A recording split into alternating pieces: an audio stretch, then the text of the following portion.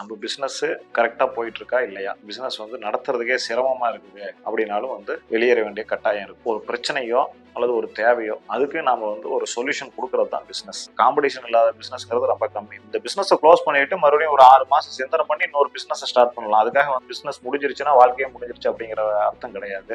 அடுத்த பிஸ்னஸ்க்கு போகும்போது இன்னும் மார்க்கெட் நல்லா இருக்கிறது, எதுக்கு ஃபியூச்சர் ஸ்கோப் இருக்குது, இதெல்லாம் அனலைஸ் பண்ணிட்டு இன்னொரு பிஸ்னஸ் ஸ்டார்ட் பண்ணலாம். அது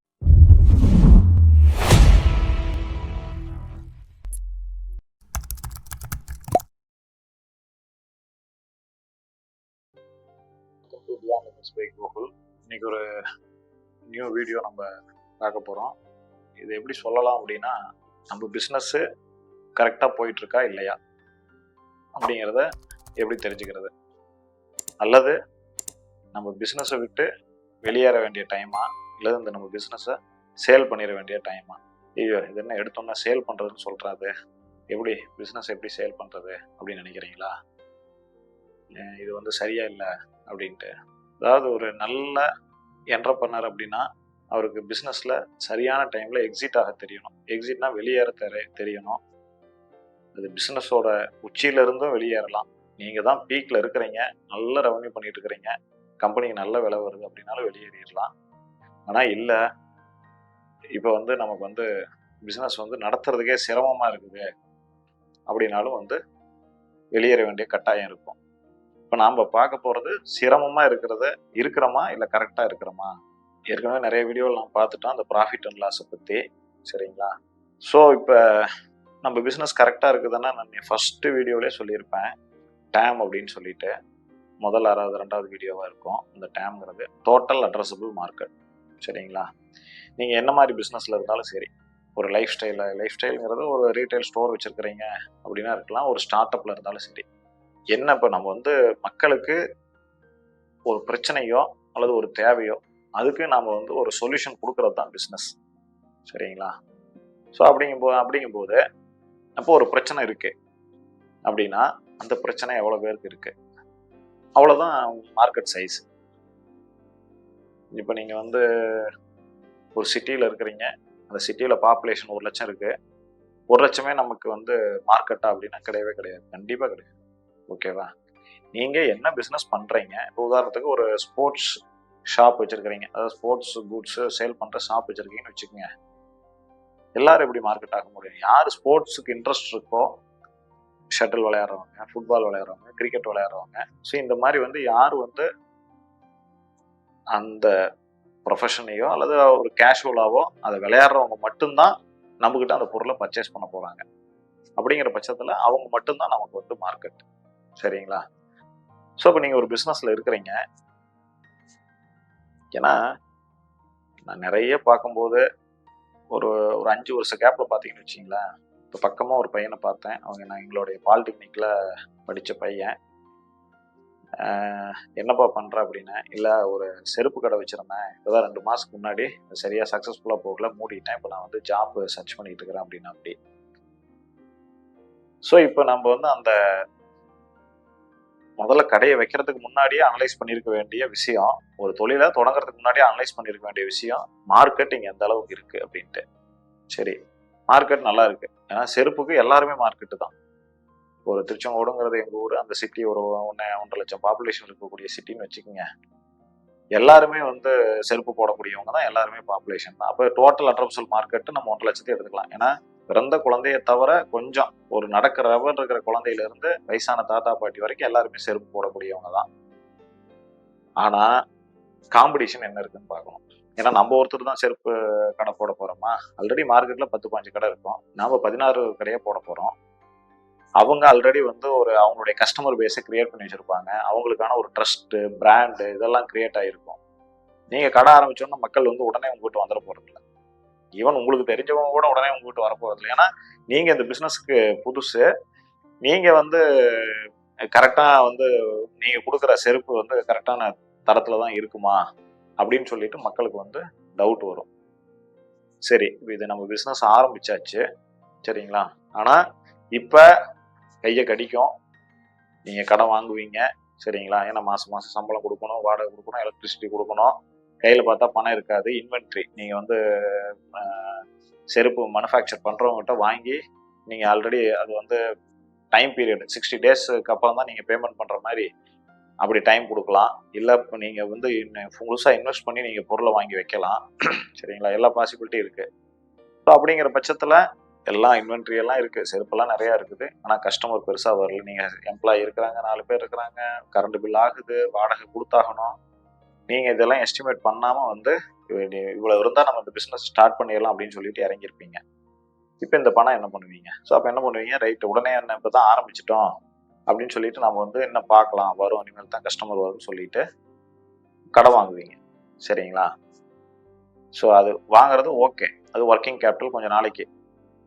நீங்கள் ஒரு 3 மாதம் 6 மாதத்தில் வந்து பார்த்துட்டு, சரிங்களா, அதுக்குள்ளேயே கஸ்டமர் மார்க்கெட்டிங் பண்ணணும். மார்க்கெட்டிங் பண்ணி என்ன, நம்ம இருக்கிறது தெரிஞ்சாதான் மக்கள் வாங்க வருவாங்க. சும்மா நம்ம ரோட்டில் கடையை போட்டுட்டு உடனே எல்லாம் மக்கள்லாம் வந்துருவாங்கன்னா வரமாட்டாங்க. நம்ம இருக்கிறத கொண்டு போய் சேர்த்தணும். ஸோ அந்த மார்க்கெட்டிங்க்கு மறுபடியும் தனியாக எக்ஸ்பெண்டிச்சர் ஆகும். ஸோ இதெல்லாம் இது பண்ணாமல் நம்ம கடையை திறந்து வச்சா நம்ம கடைக்கு வந்துட போகிறது கிடையாது. இப்போ கடை என்ன ஆகுதுன்னு பார்க்கணும். சரியா? இனிமேல் கஸ்டமர் பேஸ் இன்க்ரீஸ் ஆகுமா ஆகாதா? இது வந்து நான் வந்து ஆரம்பித்த உடனேன்னு சொல்லலை. நீங்கள் 6 மாதம், 1 வருஷம், 3 வருஷம், 5 வருஷம் ஆன கடையாக கூட இருக்கலாம். சரிங்களா? கடையோ பிஸ்னஸோ வாட் எவர் இட் மேபி. சரிங்களா? ஈவன் மேனுஃபேக்சரிங்கில் இருக்கிறீங்க, எக்ஸ்போர்ட் ஆர்டர் வந்திருக்கும், பிஸ்னஸ் கரெக்டாக போயிட்டு இருந்திருக்கும். நீங்கள் அதே வேகத்தில் கெப்பாசிட்டி எக்ஸ்பான்ஷன் பண்ணியிருப்பீங்க. அதுக்கப்புறம் பார்த்தீங்கன்னா வேற மேக்ரோ எக்கனாமிக், உக்ரைன் வார் வந்துருச்சு, ரஷ்யா உக்ரைன் வார் வந்துருச்சு, வேற இஸ்ரேல் ஹமாஸ் வார் வந்துருச்சு. ஸோ அதனால் எக்ஸ்போர்ட் ஆர்டர் அடிபட்டுருச்சு. நீங்கள் ஆனால் மீன் டைமில் வந்து கெப்பாசிட்டி எக்ஸ்பேண்ட் பண்ணிட்டீங்க. இப்போ என்ன ஆகும்? மெஷின் ஐடியல் ஆயிரும். இப்போ உங்களுக்கு அவ்வளோ கெப்பாசிட்டி இல்லை அப்படிங்கிற பட்சத்தில் மெஷின் ஐடியல் ஆயிரும். ஸோ அப்போ அந்த பிஸ்னஸ்ஸு எந்த அளவுக்கு நமக்கு பின்புலம் எந்த அளவுக்கு இருக்குன்னு பார்க்கணும். நமக்கு இன்னும் கொஞ்சம் அசெட் இருக்கு இல்லை, ஆனால் கான்ஃபிடென்ட் மார்க்கெட் மேலே மறுபடியும் ரீகெயின் ஆகும். அதாவது வந்து இது வந்து ஒரு ஃபால்ஸ் கான்ஃபிடென்ட்டாக இருக்கக்கூடாது. ஓரளவுக்காவது டேட்டா பாயிண்டோட வந்து இல்லை மார்க்கெட் மறுபடியும் ரீஎமர்ஜ் ஆகும். ஸோ அது வரைக்கும் நம்ம வந்து வெயிட் பண்ணணும். கையில் இருந்தால் காசை போட்டு வெயிட் பண்ணணும் அப்படின்னா கண்டிப்பாக வந்து வெயிட் பண்ணலாம்.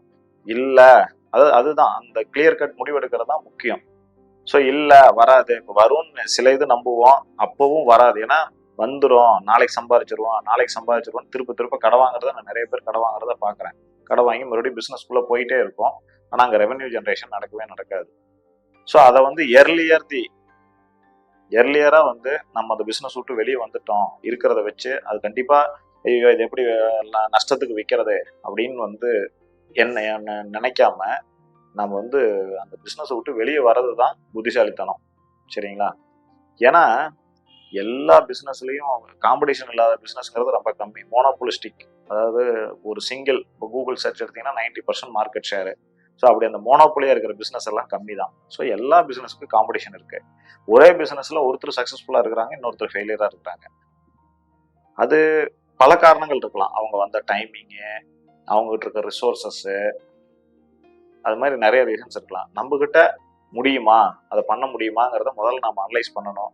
நாம் தாக்கு பிடிச்சாலும் கடை வாங்கி இன்னொரு 6 மாதம் 1 வருஷம் தாக்கு பிடிச்சாலும் அதுக்கப்புறம் பிஸ்னஸை ரீகெயின் பண்ணிட முடியும்னு குருட்டு நம்பிக்கையில் செய்யக்கூடாது. மார்க்கெட் இருக்குது, நம்ம எங்கெங்கெல்லாம் லேக் ஆகிருக்கிறோம் அதை அனலைஸ் பண்ணி அதை இம்ப்ரூவ் பண்ண முடியும் அப்படின்னா கண்டிப்பாக வந்து வெயிட் பண்ணலாம்.